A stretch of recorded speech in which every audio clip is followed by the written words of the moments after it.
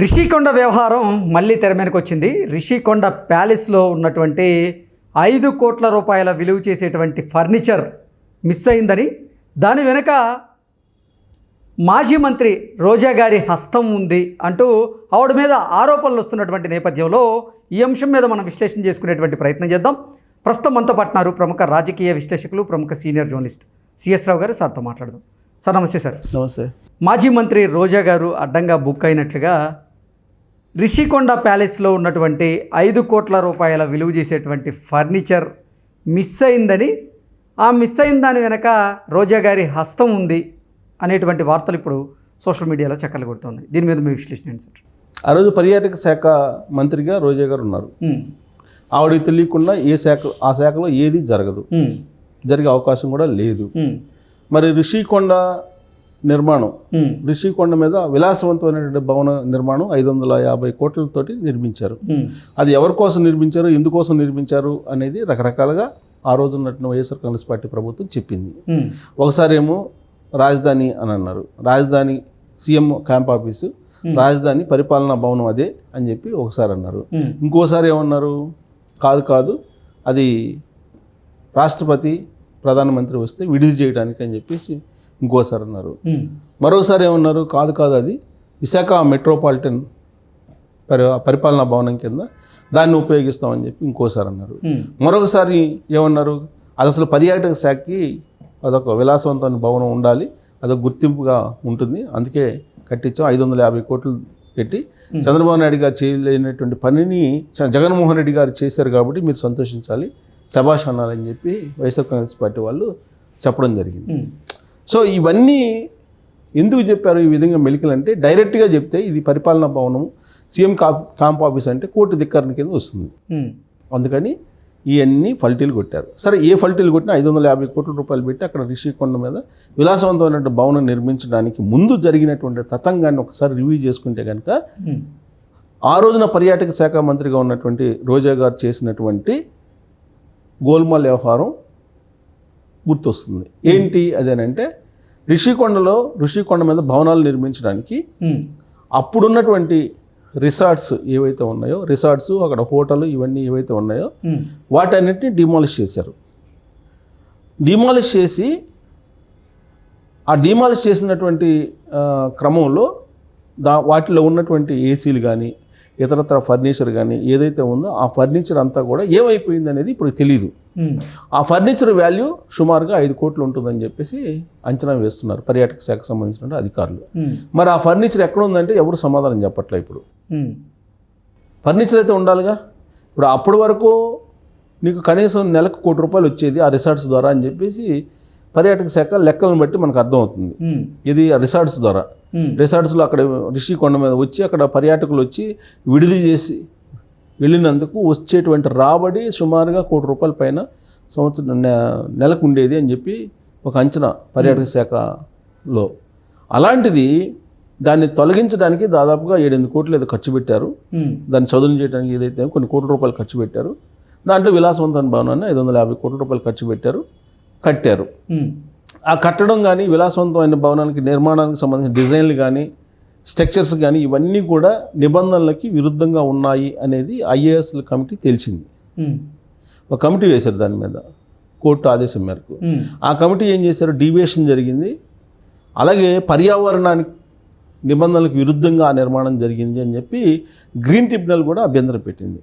ఎవరు ఎన్ని చెప్పినా కానీ జగన్మోహన్ రెడ్డి గారు అక్కడ విలాసవంతమైనటువంటి భవనాన్ని 550 కోట్లు పెట్టి నిర్మించుకున్నారు.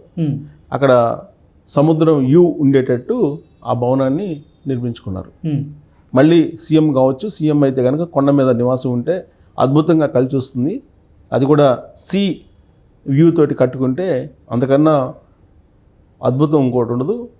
దాదాపు జీవితం మొత్తం కూడా పర్మనెంట్గా ఆంధ్రప్రదేశ్కి సీఎం జగన్మోహన్ రెడ్డి కాబట్టి అక్కడ కట్టుకొని అక్కడ నివాసం ఉండాలని చెప్పేసి విశాఖ పీఠాధిపతి స్వరూపానందేంద్ర ఇచ్చినటువంటి ఒక సందేశం.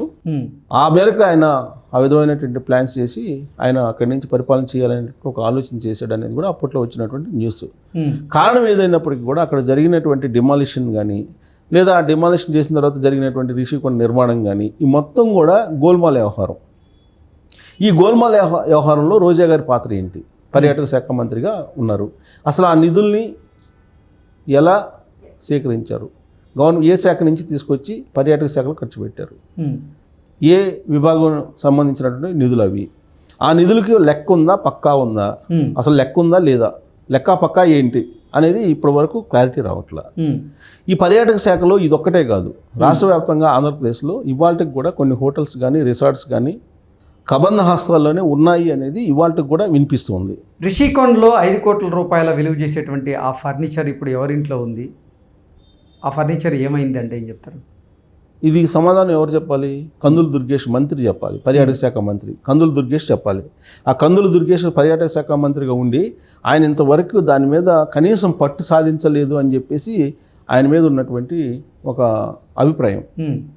పర్యాటక శాఖలో ఇవాళకి కూడా వైఎస్ఆర్ కాంగ్రెస్ పార్టీకి సంబంధించినటువంటి లీడర్లు కానీ క్యాడర్ కానీ అనుభవిస్తున్నారు. భూములు కానీ, లేదంటే రిసార్ట్స్ కానీ, లేదంటే హోటల్స్ కానీ, రెస్టారెంట్లు కానీ, ఇవన్నీ అని అంటే గత ప్రభుత్వంలో పర్యాటక శాఖలో భారీగా అవినీతి అవకతవకలు జరిగాయంటూ కొన్ని వార్తలు వచ్చిన నేపథ్యంలో ఒక్క అంశం కూడా ముందుకు కదలకుండా వెళ్ళడానికి కారణం ఏంటి అసలు? ఇప్పుడు మొన్నటి వరకు రైస్ సంబంధించినటువంటిది ముందుకు కదిలిందా? ఎప్పుడు కదిలింది? పవన్ కళ్యాణ్ గారు డీప్ సీలోకి వెళ్ళి సీజ్ ద షిప్ అంటే అప్పుడు కదిలింది. మరి పర్యాటక శాఖలో కూడా పవన్ కళ్యాణ్ గారు అడుగు పెడితే తప్ప ఈ ప్రక్షాళన జరగదు, ప్రక్షాళన జరిగే అవకాశం లేదు. ఎందుకంటే ఇప్పటివరకు పర్యాటక శాఖలో జరిగినటువంటి అవినీతి మీద ఒక ఎంక్వైరీ నడవాల, ఒక ఎంక్వైరీ వేయలా. ఎందుకు వేయలేదు? దానికి కారణం ఏంటి? ఆ శాఖ మంత్రి చెప్పాలి, లేదా జనసేన పార్టీ చెప్పాలి. రోజా గారు ఏమేం చేశారనేది ఒక లిస్ట్ అయితే ఎన్నికల ముందు బయట పెట్టారుగా కూటమి ప్రభుత్వం. మరి ఆ లిస్టు ప్రకారం ఎంక్వైరీ చేయాలిగా.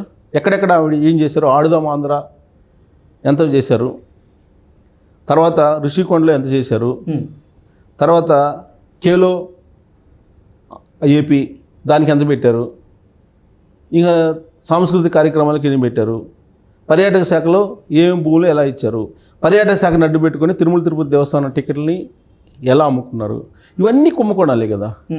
ఏ ఒక్కదాని మీదైనా ఇవాళ వరకు ఎంక్వైరీ చేశారా? లేదు.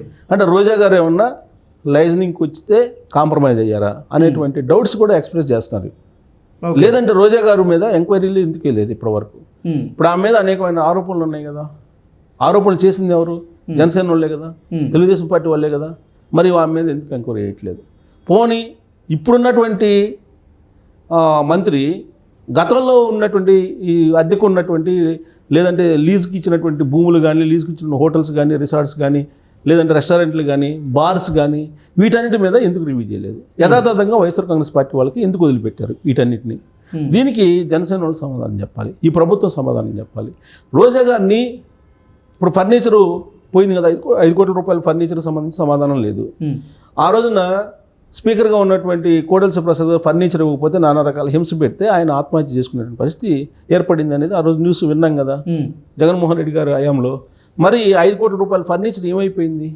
జగన్మోహన్ రెడ్డి గారు ఇంతవరకు ఫర్నిచర్ ఆయన ఇవ్వాల సీఎం ఆఫీస్ నుంచి. దానికి సమాధానం కూడా చెప్పలా. ఫర్నిచర్కి డబ్బులు ఇస్తావా, ఫర్నిచర్ రిటర్న్ ఇస్తావా అంటే ఇంతవరకు సమాధానం చెప్పలా. మరి వీటిని ఎవరు ప్రశ్నించాలి? ఇప్పుడున్నట్టు ప్రభుత్వం ప్రశ్నించాలి. ఈ ప్రభుత్వం ఎందుకు ప్రశ్నించట్లేదు? దాని సమాధానం ఏంటి? లైజనింగ్ చేసుకున్నారేమో అని వస్తుంది, అంతే కదా. మరి ఎవరితో లైజనింగ్ అయ్యారు, ఎవరితోటి మిలాఖత్ అయ్యారు? పర్యాటక శాఖను అసలు వైఎస్ఆర్ కాంగ్రెస్ పార్టీకి వదిలిపెట్టారా ఇప్పుడున్నటువంటి గవర్నమెంట్, లేదంటే ఇప్పుడున్నటువంటి మంత్రి అనేది టాక్ నడుస్తుంది ప్రజల్లో. దీనికి క్లారిటీ ఇవ్వాల్సిన అవసరం, బాధ్యత ఈ ప్రభుత్వం మీద ఉంది. Okay sir, thank you so much. Thank you.